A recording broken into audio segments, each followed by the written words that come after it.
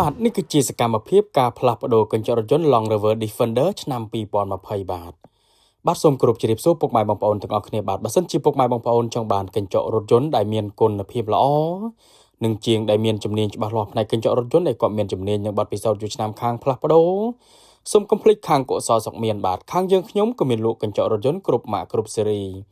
ហើយក៏មានសេវាកម្មទៅផ្លាស់ប្ដូរកញ្ចក់រថយន្តជូនពុកម៉ែបងប្អូនដល់ទីតាំងផងដែរបាទហើយបើសិនជាពុកម៉ែបងប្អូនមានបញ្ហាដូចជាកញ្ចក់រថយន្តជ្រាបទឹកចង់កោះបិទបដូរស៊ុំ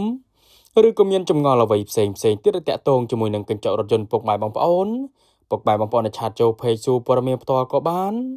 ឬក៏ពុកម៉ែបងប្អូនអាច call តាមរយៈលេខទូរស័ព្ទដែលខ្ញុំដាក់នៅលើ banner ផ្ទាល់ហ្នឹងក៏បាន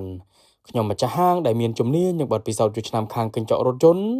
ខ្ញុំនឹងជម្រាបជូនពុកម៉ែបងប្អូនច្បាស់តែម្ដងបាទហើយបើសិនជាពុកម៉ែបងប្អូនមានបញ្ហាដូចជាកញ្ចក់រថយន្តបែកប្រេះស្រាមចង្អុតខាងខ្ញុំក៏មានជាងជំនាញច្បាស់លាស់ខាងអ៊ុតកញ្ចក់រថយន្តនឹងផងដែរណាពុកម៉ែបងប្អូនបាទពុកម៉ែបងប្អូនមកដល់ទីតាំងហាងផ្ទាល់ក៏បាន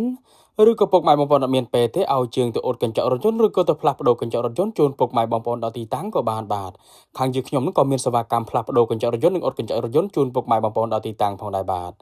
ឡូវនេះការផ្លាស់ប្ដូរកញ្ចក់រថយន្ត Land Rover Defender ឆ្នាំ2020នេះគឺបានរួចរាល់បាទ